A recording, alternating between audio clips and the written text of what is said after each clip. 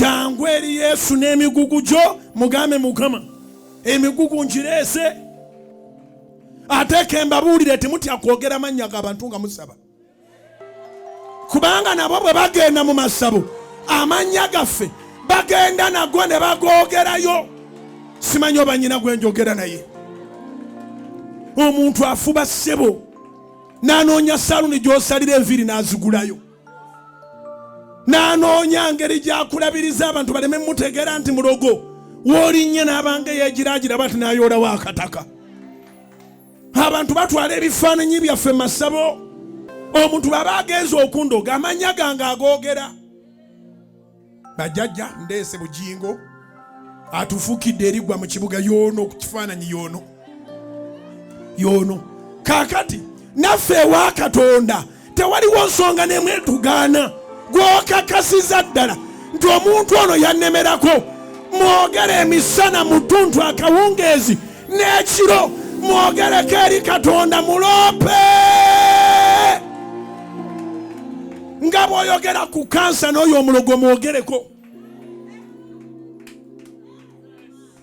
abamu tewandibadde n'amabanja naye bali awo bakulabiriza bw'oti kulemaali nga afunayo ekintu kimu ng'akitwala mu ddogo ng'emaali ekutuulirira otuusiza okusasula ku looni eneetuuka ne bagamba kati kale weerezaako n'ozolina nga teziriiwo emaali ekutunuulidde lwaki omuntu oyo ddala asigala awo nga yeeyagala bweyagazi ng'abaana bo babonaabona bubonyibonyi wiiki eno akutikkula omugugu ogwo Yesu akutikkula omugugu ogwo Yesu akutikkula omugugu ogwo kitwale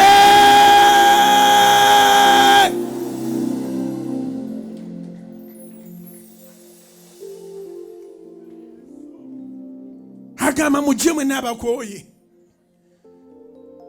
kyovula batuyibadde n'ekizibu ky'amaanyi bikuyitirirako maama wo atalokoka nayagala akuyambe akutwala mu ssabo sengawo nayagala akuyambe buli musajja akukwana ne bamugamba oli malaaya oyo n'atema omulala n'ajja ne bamugamba wakajjamu embutaana oyo n'agenda omulala n'ajja ne bamugamba n'abaana kati baagisuula kasasiro oyo naye n'agenda kati maama onda akubuuza eyo mubalokole twolinayo musajja tewaliyo bisajja bikuwasi teriyo omuntu eyo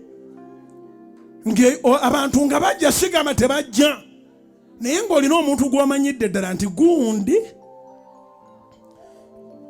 Dawudi yasaba Esaala n'agamba nti naye Mukama nkwegayiridde Akisofeeri yennyininyini oyo erinnya yalyogera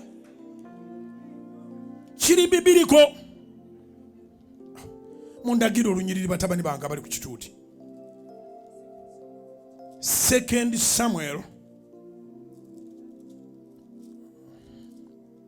erinnya tukitwala ku levo ndala era mwetegekemu abaloga abatuluddeko ebbanga eddene tugenda boogerako mu maaso ga Katonda ng'ensi etunula.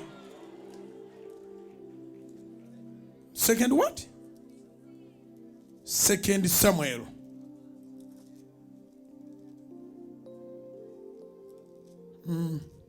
Mubeereko nnyo owulire erinnya lyo ligenda kujja. Tetugenda kusiriikirira.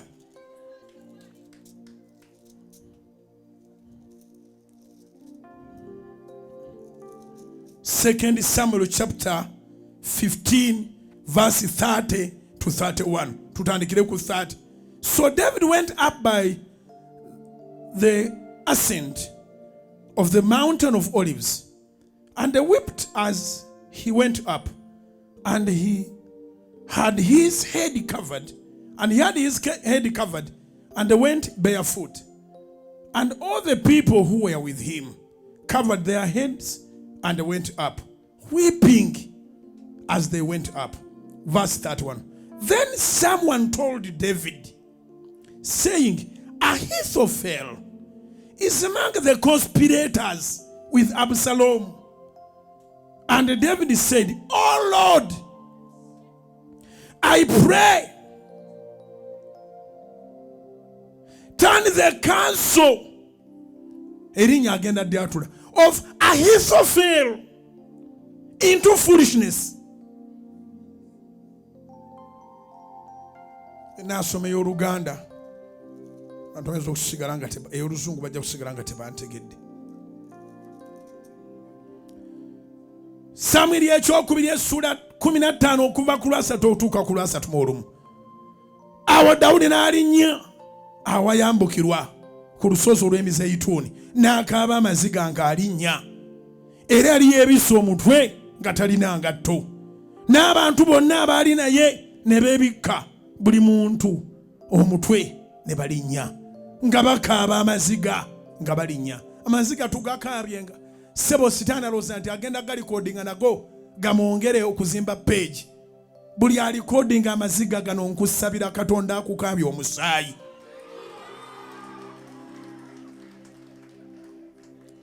Second Samuel chapter 15 now verse 31.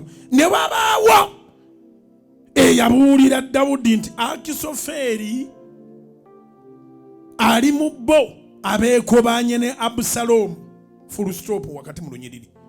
Dawudi n'ayogera nti nkwegayiridde ayi Mukama, fuula okuteesa Feri okuba obusirusiru. Kati nkuwadde homework weesomere Samwiri ekyokubiri essula 16 ne 17 olabe omukulu ono yaddayo n'ateesa nga busiru bwereere bwe baagaana byonna bye yali ateesa ne yeetuga.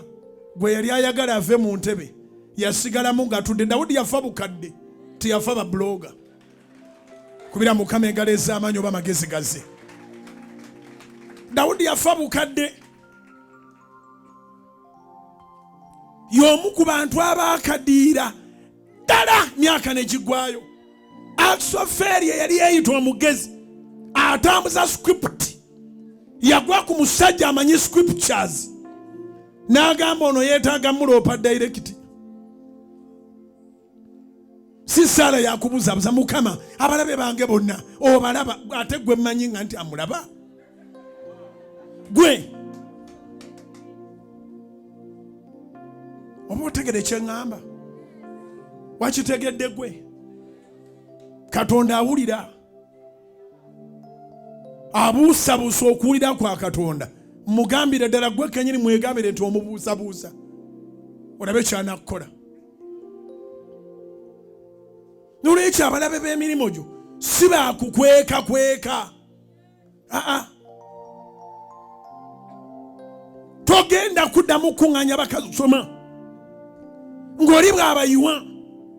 Ebyo ebyokuba nti omuntu adduka n'ateega kasoma ng'afuluma akatale n'amugamba nze ndi neiba wooli wali woogula ne munnange oyo akolera ku ddoga alina amagini era abatwala ebintu bye bibalumya n'embuto.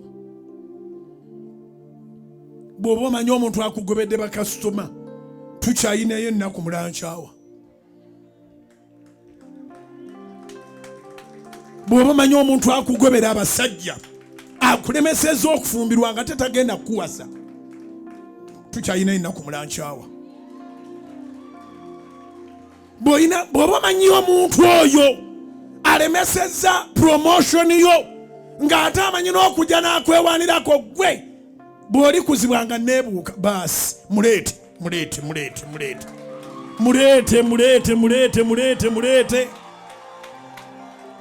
Balemedde promotion zaffe, balemedde emisaala gyaffe. Bwe babanga bateesa bakwongeze nga wanika omukono awo yo temusooka ndooza mwongeza, ndooza twongeze ono kubanga oyo talina na buvunaanyizibwa. Ani amanyi obuvunaanyizibwa bwo? Ani amanyi obuvunaanyizibwa bwo bwenkana? Guno gwe muleme gw'omuntu mwana muto naye ng'alina baasomesa e Makerere, atudde mu musaala gwo, atudde ku promotion yo. Katonda akumbeere obeere ng'omumanyi. Kubanga Dawudi baali basaba nga bakaaba nga n'emitwe bagibisse, kabaka ng'atambuzizza bigere naye nga tebamanyidde ddala essaala eno enakulaga waani.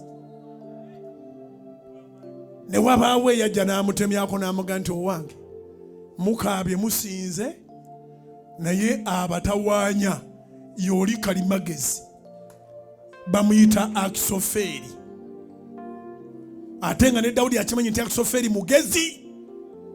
Dawudi tiyatawa n'agamba nti mama gye mwe bataliyani neneeri mugende munoonya Akisoferi entalo ezimu si bwe zibeera.